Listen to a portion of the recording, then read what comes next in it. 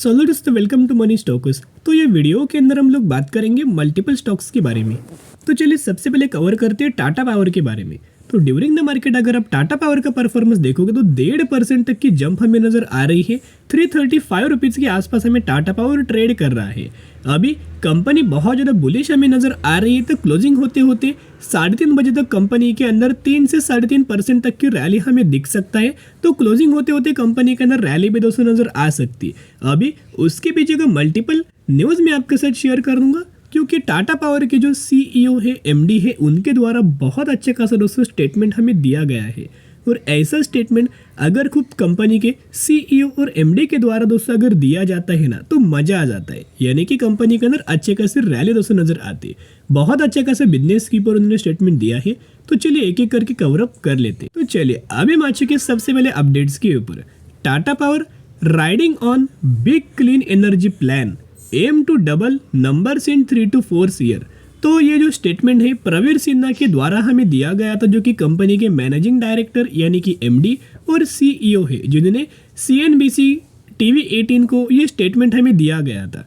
इनका ये मानना है कि अगले 3 से 4 सालों में जो इन्होंने क्लीन एनर्जी का जो प्लान है, वो प्लान पूरा डबल हो सकता है। ऑलमोस्ट 2 गुना इनके नंबर्स हमें बढ़ सकते हैं। इन्होंने ये भी हमें कवर किया गया है कि जो क्लीन एनर्जी के ऊपर हमें जो प्रोजेक्ट्स मिलते हैं, उसके द्वारा ऑलमोस्ट हमें 15,000 करोड़ के आसपास हमारे पास कैपेक्स नजर आ रहा है। इसके अंदर भी आने वाले सालों में इंक्रीज नजर हो सकता है। अभी देखिएगा, जो प्लान है इनका यहाँ से स्टार्ट होता है, जो एक्सपेक्टेशन है इनका यहाँ से स्टार्ट होता है। इनका ये मानना है कि हमारा जो सोलर सेगमेंट वाला बिजनेस है, करंटली 10,600 करोड़ के आसपास फाइनेंशियल ईयर 2023 के अंदर ये नंबर आपको दिख रहा है। लेकिन यही 2027 तक 17,000 करोड़ के आसपास हो सकता है, और यही 2030 तक 20,000 करोड़ के आसपास हमें हो सकता है। और उनका जो प्रिडिक्शन है, स्टडी है, एनालिसिस है, फाइनेंशियल ईयर 2030 का है। तो कहीं ना कहीं यानी कि कंपनी का जो बिजनेस है कंसिस्टेंटली ग्रो या हो सकता है इनका जो सोलर सेगमेंट वाला जो प्लांट है या फिर सोलर सेगमेंट वाला जो बिजनेस है, उसके अंदर कई गुना हमें ग्रोथ आ सकती है। क्योंकि दोस्तों आपको पता ही होगा कि सोलर सेगमेंट को बूस्ट करने के लिए, ईवी को बूस्ट करने के लिए कंपनी बहुत अच्छे खासे कदम अपने आगे बढ़ा रही है। तो साथ में इनका यह मानना है कि जो फाइनेंशियल ईयर 2023 का जो रेवेन्यूज है हमारा 56,000 करोड़ के आसपास है जो रेवेन्यूज नजर आ रहा है। यही 2027 का टारगेट दिया गया है कि 1 लाख करोड़ से भी ज़्यादा हमारा रेवेन्यूज हमें हो सकता है, जो कि ऑलमोस्ट 3 से 4 सालों में ऑलमोस्ट 2 गुना रेवेन्यूज के अंदर जंप आ सकती है। ईबिटा अगर आप देखोगे तो करंटली 10,000 करोड़ के आसपास है, वही ऑलमोस्ट 3 से 4 सालों में 20,000 करोड़ के आसपास होगा। यानी कि पूरा डबल होने वाला है दोस्तों। रेवेन्यूज बोल लीजिए, ईबिटा मार्जिन बोल सकते हो, और as well as profit after tax भी देखोगे, पैट, जो कि करंटली 3,800 करोड़ है, जो कि बढ़ के 7,600 करोड़ हमें हो सकता है। और ये स्टेटमेंट है प्रवीण सिन्हा जी ने हमें दिया गया है। एज वेल एज सिर्फ और सिर्फ इनका सोलर के ऊपर दोस्तों डिपेंडेंसी नहीं है, ये रिन्यूएबल एनर्जी के अंदर भी उन्होंने स्टेटमेंट दिया गया है। इनका ही मानना है कि 2027 तक 45% तक का रेवेन्यूज हम लोग जनरेट कर पाएंगे। पंप हाइड्रो से 15% का बिजनेस बढ़ सकता है, और इनका जो टी है यानी कि ट्रांसमिशन एंड डिस्ट्रीब्यूशन वाला जो सेगमेंट है, उससे 17% के आसपास नजर आ सकता है। और इसका जो टोटल हमें कैपेक्स नजर आया है 60,000 करोड़ के आसपास नजर आ रहा है। साथ में रिन्यूएबल एनर्जी कैपेसिटी को लेके इन्होंने दोस्तों प्रिडिक्शन दिया गया है। इनका मानना है कि करंटली 5.5 गीगावाट का इनके पास रिन्यूएबल एनर्जी कैपेसिटी जनरेट करने का प्लांट है, जो कि 2027 तक कितना हो सकता है, 15 गीगावाट का हो सकता है, और 2030 तक कितना हो सकता है, 20 गीगावाट का। यानी कि मिनिमम से मिनिमम 20 गीगावाट का इनका रिन्यूएबल एनर्जी का प्लांट कैपेसिटी हो सकता है। तो कहीं ना कहीं दोस्तों अगर आप देखोगे, अल्टरनेटिव सोर्स से एनर्जी जनरेट करने का, इलेक्ट्रिसिटी डेवलप करने का जो है रिन्यूएबल एनर्जी, तो कहीं ना कहीं जो भी कंपनी रिन्यूएबल एनर्जी के अंदर काम करता है, क्लीन एनर्जी बोल लीजिएगा दोस्तों, ग्रीन एनर्जी बोल सकते हो, या फिर सोलर भी बोल सकते हो, उसका बहुत अच्छे खासे बेनिफिट्स हमें कंपनी को मिलने वाला है। और यही खबर आने से पहले जो हमें टाटा पावर के अंदर रैली हुआ है ना दोस्तों, 1 महीने पहले, 1 महीने में कंपनी के द्वारा 30% तक का रिटर्न हमें प्रोवाइड किया गया है। ये तो कुछ भी नहीं है, आने वाले सालों में और भी हमें कंपनी रिटर्न हमें प्रोवाइड कर सकता है। रिटर्न आने के बाद तेजी आने के बाद हमेशा खबर आता है, तो हमें हमेशा दोस्तों प्रिपेयर होना चाहिए। जो फ्यूचरिस्टिक डिमांड है, जो कंपनी आने वाले सालों में डिमांड फुलफिल करने वाला है, उसको पहले से प्रिपेयर होना चाहिए। हमें उस कंपनी के अंदर पहले से निवेश करना चाहिए। इसीलिए कहीं ना कहीं हमने टाटा पावर के अंदर 209 रुपये के आसपास निवेश किया था। आप चैनल के ऊपर जाकर दोस्तों वीडियोस देख सकते हो 6 महीने पहले, जो कि 209 रुपये के आसपास हमने निवेश किया था।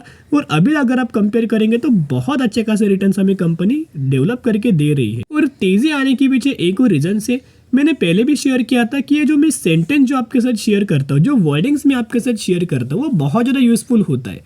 अभी देखिएगा, शेयर होल्डिंग पैटर्न्स मैंने ओपन किया है। ये सेंटेंस दोस्तों ध्यान में रखना कि जब जब पब्लिक माल बेचेगा तभी तभी FIS DIS लगातार माल खरीदारी करेगा और तभी तभी कंपनी के अंदर तेजी आएगा। ये हमेशा होगा। जो भी कंपनी के अंदर पब्लिक के द्वारा माल बेचा जाता है, FIS DIS के द्वारा माल खरीदारी किया जाता है ना, वो कंपनी के अंदर बहुत अच्छे खासे दोस्तों तेजी आता है। और इसी की तेजी के पीछे की जो वजह है वो हमें टाटा पावर के अंदर नजर आ रही है। तो एक रिक्वेस्ट मैं आपके साथ दोस्तों करना चाहूंगा कि अगर आप फ्रेश बाइंग करना चाहते हो ना, तो टाटा पावर के अंदर करंटली वेट एंड वॉच करना, क्योंकि पहले से कंपनी ने एक महीने में 30% से भी ज़्यादा का रिटर्न हमें प्रोवाइड किया गया है। तो कोई भी कंपनी के अंदर बहुत इमीडिएटली अगर रिटर्न हमें मिलता है ना, तो उस कंपनी के अंदर प्रॉफिट बुकिंग भी होता है। और प्रॉफिट बुकिंग जब होगा तब निवेश करना। अभी निवेश करने का टाइम नहीं है, पहले निवेश करने का टाइम था, जो कि जब कंपनी 210, 220, 230, 250 तक जो अवेलेबल था ना, तब निवेश करने का टाइम था। अभी सिर्फ और सिर्फ जिन लोगों ने पहले लेवल्स के ऊपर बाइंग किया है, वो लोग अभी करंटली एंजॉय कर रहे होंगे। तो चलिए नेक्स्ट हम लोग बात करेंगे TCS के बारे में। तो TCS का परफॉर्मेंस देखोगे तो आज के दिन ऑलमोस्ट हमें 2.5% तक की गिरावट हमें TCS के अंदर नजर आया। अभी ये गिरावट के रीजन क्या है, चलिए डिस्कस करते हैं। Basically company during the market देखोगे तो 3,580 रुपए के आसपास ये कंपनी हमें ट्रेड कर रही है। और हमें आज के दिन सिर्फ और सिर्फ TCS के अंदर गिरावट नहीं हुआ, जितनी भी IT सेक्टर की कंपनीज है ना, मैक्सिमम कंपनीज 99.9% जो कंपनीज IT सेक्टर से बिलोंग करता है ना, हर एक कंपनी के अंदर गिरावट हुआ। जैसे कि बड़े बड़े जो कंपनीज में से कॉर्पोरेट बोल सकते हो, TCS, इन्फोसिस, ये जो कंपनी है उनके अंदर तो बड़ी गिरावट हमें नजर आए है। और इसके डे के एक टॉप लूजर्स के अंदर इनका नाम शामिल हुआ है। और वैसे ओवरऑल बेसिस के पर देखोगे तो जो निफ्टी 50 के अंदर जो गिरावट हुआ है ना, उसके पीछे का रीजन आप बोल सकते हो कि IT सेक्टर। अब ये गिरावट का रीजन क्या है देखिएगा। Nifty 50 top losers TCS, Infosys and LTI Mindtree are the technology stocks. While there is no clear new trigger for the fall in these stocks, some market participant attributes the nervousness to impending outcome of the interest rate decision from the US Federal Reserve। यानी कि basically US federal reserve के द्वारा हमें rate दोस्तों हमें या numbers आने वाले हैं, उस नंबर्स के अंदर ऐसा प्रिडिक्ट किया गया है कि इन्फ्लेशन का जो डेटा है वो बढ़ सकता है। और अगर दोस्तों इन्फ्लेशन का डेटा अगर बढ़ता है ना, तो उसका सबसे ज़्यादा इम्पैक्ट हमें IT सेक्टर के ही अंदर पड़ता है। अभी अभी देखते हैं, अभी तक तो डिसीजन हमें नज़र नहीं आया, लेकिन जब भी दोस्तों डिसीजन आएगा ना, उसका इम्पैक्ट आपको नज़र आएगा। अभी आपको जो इम्पैक्ट आया है नेगेटिव, इसका मतलब यही प्रिडिक्ट करके चल सकते हो कि US फेडरल रिजर्व के द्वारा जो डिसीजन आने वाला है, इंटरेस्ट रेट आने वाला है, उसके अंदर हमें हाइक आपको नजर आ सकता है, जो कि IT सेक्टर के लिए ये नेगेटिव साबित बात होती है। और ये जो आपको गिरावट हुआ है उसी के पीछे रीजन है। बाकी दोस्तों इन कंपनीज के अंदर कोई भी नेगेटिव खबर नहीं है। सभी के सभी IT सेक्टर की कंपनीज हमें फंडामेंटली स्ट्रॉन्ग है, बिजनेस कंपनीज का अच्छा है। और हर एक कंपनी AI के अंदर बिजनेस अपना ग्रो कर रही है, AI के अंदर बिजनेस अपना डाइवर्सिफाई कर रही है। अभी TCS के अंदर देखोगे तो बेसिकली म्यूचुअल फंड्स का डेटा मैं आपके साथ शेयर करना चाहूँगा, क्योंकि पब्लिक लगातार माल बेच रहा है, लेकिन म्यूचुअल फंड्स बोल लीजिएगा, FIS DIS बोल सकते हो, वो लोग दोस्तों लगातार खरीदारी कर रहे हैं। और ये डेटा मैं आपके साथ जो शेयर करता हूँ वो बहुत ज़्यादा यूजफुल होता है। आप खुद जाके भी दोस्तों ये डेटा एनालिसिस कर सकते हो, जो कि गूगल के ऊपर आपको डेटा इसकी मिल जाएगी। ये जो डेटा है नवंबर 2023 का है, जो कि TCS के बारे में बात कर रहे हैं, जिसके अंदर 86 म्यूचुअल फंड्स की बाइंग एंड 38 म्यूचुअल फंड्स की सेलिंग हमें TCS के अंदर नजर आ रही है।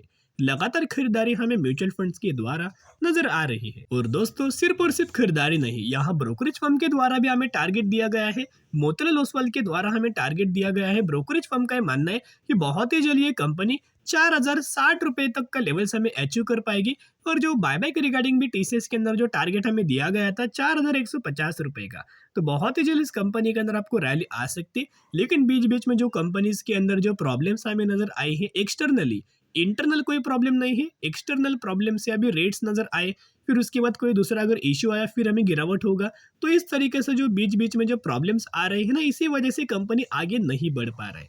लेकिन पेशेंस रखना, अच्छा कंपनी है, बिजनेस अच्छा है, आने वाले साल में आपको कंसिस्टेंटली रिटर्न्स ये कंपनी प्रोवाइड करके देगा। तो चलिए टेक्निकल चार्ट के बारे में हम लोग डिस्कस करते। यहाँ अगर आप देखोगे तो एक इंपॉर्टेंट रेजिस्टेंस वाला जो जोन था वो कंपनी ने ब्रेकआउट दोस्तों कर दिया है। अभी रिटेस्ट के द्वारा भी हमें कंपनी ने किया है। देखेगा ये जो लेवल्स था, लेवल्स की अगर बात की जाए 3,560 रुपए का लेवल्स था जो कि कंपनी का रेजिस्टेंस था।